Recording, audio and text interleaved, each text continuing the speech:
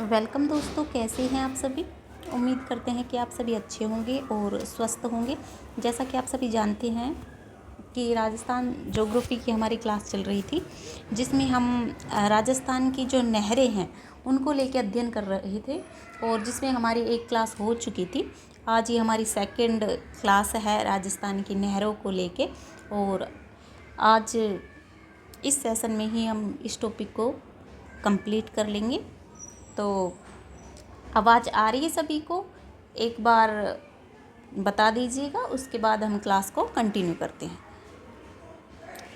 हमारा टॉपिक रहेगा, जैसा कि आपने थंबनेल में देखा होगा, कि राजस्थान की नहरें। तो चलिए टॉपिक को स्टार्ट करते हैं।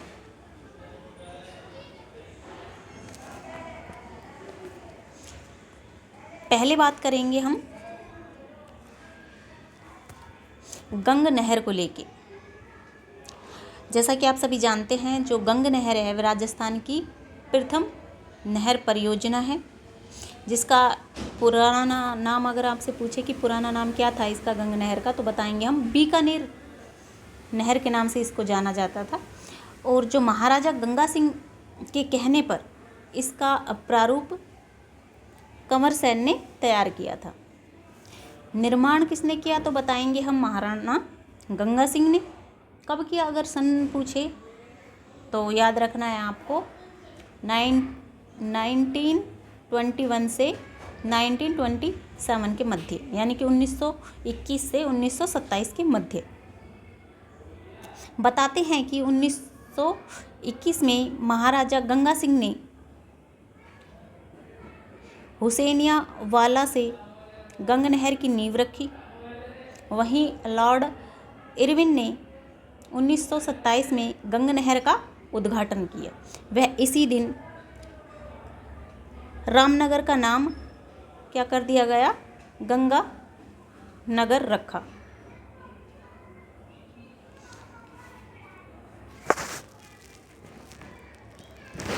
ये आप देख पा रहे हैं जैसे चित्र में,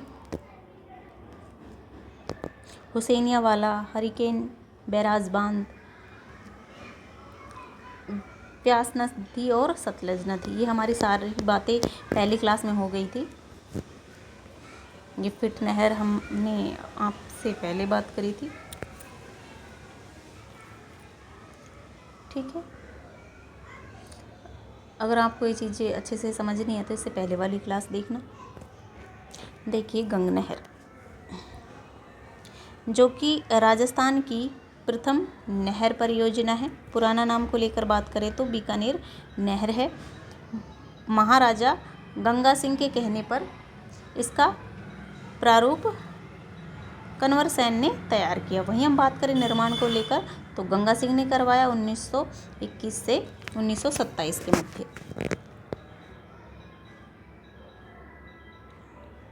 फिर हम बात करेंगे 1921 में महाराजा गंगा सिंह ने हुसैनिया वाला से गंग नहर की नींव रखी। लॉर्ड इरविन ने 1927 में गंग नहर का क्या कर दिया, उद्घाटन किया। इसी दिन रामनगर का नाम क्या रखा गया, गंगानगर रखा। गंग नहर सतलज नदी पर हुसैनिया वाला से निकलती है, जैसा कि आपने स्टार्टिंग जो हमारा चित्र था उसमें देखा होगा। ये रहा हमारा हुसैनिया वाला, यहाँ से निकलती है ये, ठीक है ना, यहाँ से निकलती है इस प्रकार से गंग नहर।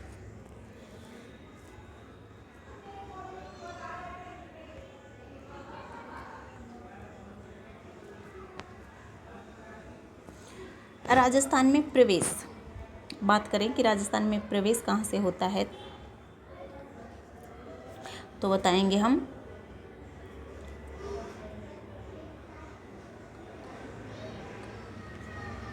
खक्का गांव, जो कि गंगानगर से होता है। 4 शाखाएं हैं इसकी, कर्णेजी, लालगढ़, समीक्षा, लक्ष्मी नारायण जी।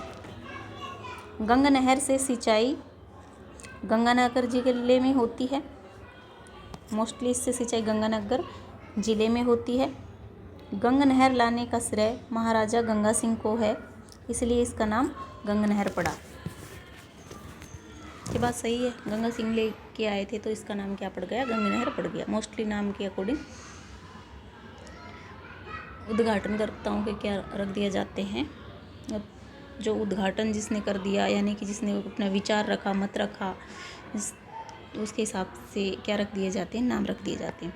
वहीं हम बात करें, पंडित जवाहरलाल नेहरू ने महाराजा गंगा सिंह को आधुनिक भारत का भागीरथ कहा है। काफ़ी एग्जामों में एक सिंपली क्वेश्चन पूछ लिया जाता है कि आधुनिक भारत का भागीरथ किसे कहा जाता है। जब आपका आंसर रहेगा कि महाराजा गंगा सिंह को। उसके बाद हम बात करते हैं नर्मदा नहर परियोजना। नर्मदा नहर परियोजना को लेकर अगर हम बात करें,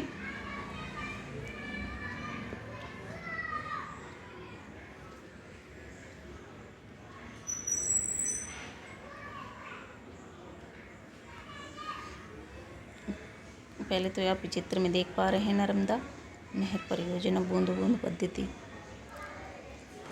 चलिए विस्तार से अध्ययन करते हैं नर्मदा नहर परियोजना, जो कि राजस्थान, गुजरात, मध्य प्रदेश और महाराष्ट्र की क्या है, संयुक्त परियोजना है। यानी कि चारों जो राज्य है उसका क्या है, इसमें मिलके चारों की क्या है, संयुक्त परियोजना है ये।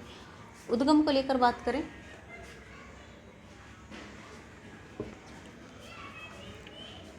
उद्गम को लेकर बात करें तो बताएंगे हम सरदार सरोवर बांध, जो कि गुजरात में बनाया गया है, से नहरों द्वारा पानी लाया जाता है।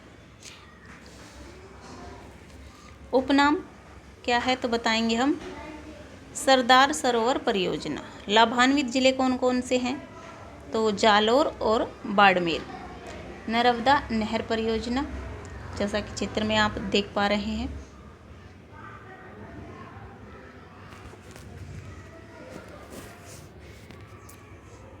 देखिए नर्मदा नहर परियोजना। अब तक हमने ये पढ़ा इसमें कि ये जो 4 राज्य है उसकी संयुक्त परियोजना है ये, जिसमें अपना राजस्थान रहेगा, गुजरात रहेगा, मध्य प्रदेश रहेगा और महाराष्ट्र रहेगा।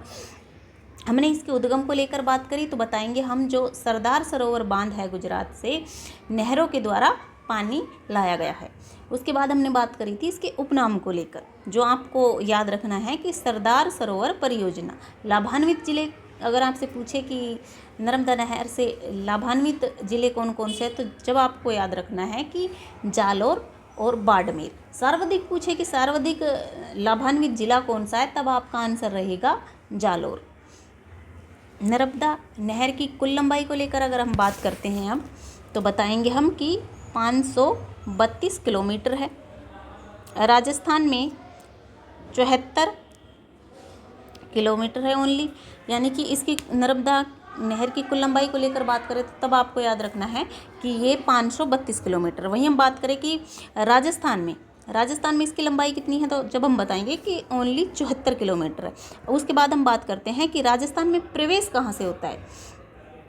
राजस्थान में प्रवेश आपको याद रखना है कि सीलू गांव, जो कि सांचौर जालोर में है, वहाँ से क्या करती है ये राजस्थान में प्रवेश करती है। अब आपको याद रखना है कि राजस्थान की पहली परियोजना है ये, जिसमें संपूर्ण सिंचाई फव्वारा पद्धति, या फिर हम कहें कि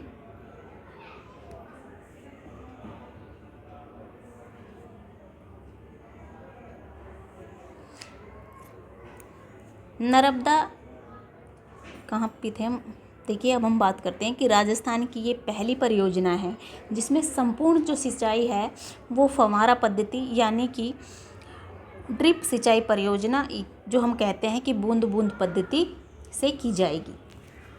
इस प्रकार से फव्वारे लगा दिए जाते हैं, है ना। और जैसा कि आप देख पा रहे हैं यहाँ पे, इस प्रकार से क्या होता है,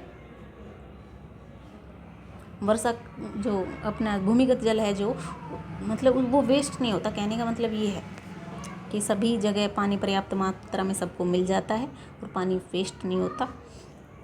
नर्मदा जल में राजस्थान का हिस्सा कितना है, तो बताएंगे हम कि 0.50।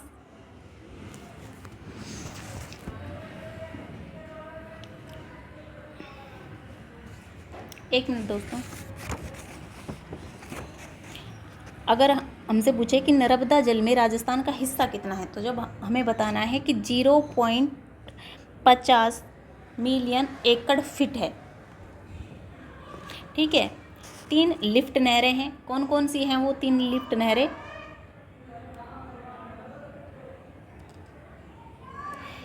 तो बताएंगे हम कि सांचौर लिफ्ट नहर,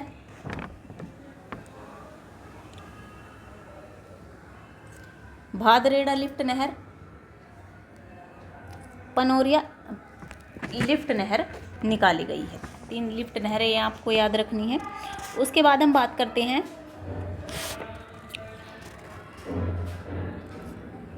गुड़गांव नहर को लेके। ये जो गुड़गांव नहर है ये राजस्थान और हरियाणा की क्या है, संयुक्त परियोजना है।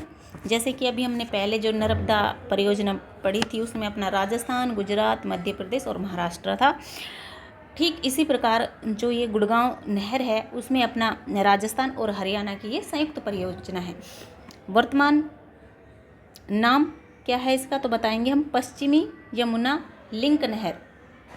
उद्गम यमुना नदी से ओखला हेड वर्क्स से निकाली गई है। लाभान्वित जिले अगर आपसे पूछे तो बताएंगे हम डीग है और भरतपुर है। साथ ही में हम बात करेंगे कि इस नहर से अजान बांध व घना पक्षी विहार को क्या होती है, जल आपूर्ति होती है। उम्मीद करते हैं कि यहाँ तक आपको हमारी क्लास समझ आई होगी। उसके बाद हम पढ़ते हैं भरतपुर नहर को लेके। तो ये भरतपुर जो नहर है वो किन किन राज्यों की संयुक्त परियोजना है, तो बताएंगे हम। एक तो राजस्थान और अपना मध्य प्रदेश की क्या है, ये संयुक्त परियोजना है। उद्गम को लेकर बात करें तो बताएंगे हम यमुना नदी से निकलने वाली आगरा नहर से क्या होता है, इसका उद्गम होता है। डीग में क्या होती है, इससे सिंचाई होती है।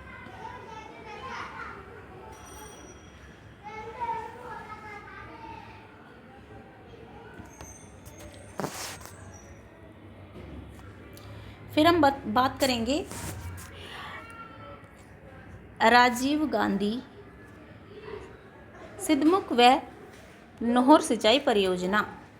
अब ये किन किन राज्यों की संयुक्त परियोजना है, तो हम बताएंगे कि राजस्थान, पंजाब, हरियाणा की संयुक्त परियोजना है। शिलान्यास को लेके बात करें तो भिरानी गांव हनुमानगढ़ में क्या हुआ, इसका शिलान्यास हुआ। वहीं हम बात करें रावी व्यास के अतिरिक्त जल को भाखड़ा नांगल परियोजना से नहर के रूप में लाया गया है।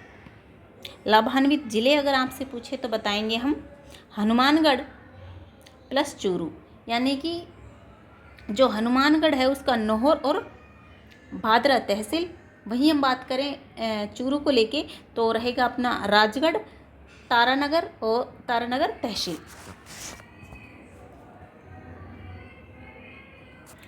देखिए, अगर आप हमारे चैनल पे पहली बार आए हैं तो चैनल को सब्सक्राइब करके हमें सपोर्ट कीजिएगा।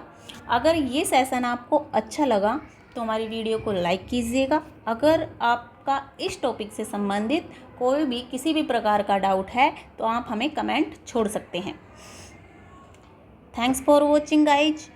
तो मिलते हैं आपसे अगली क्लास में नए टॉपिक के साथ।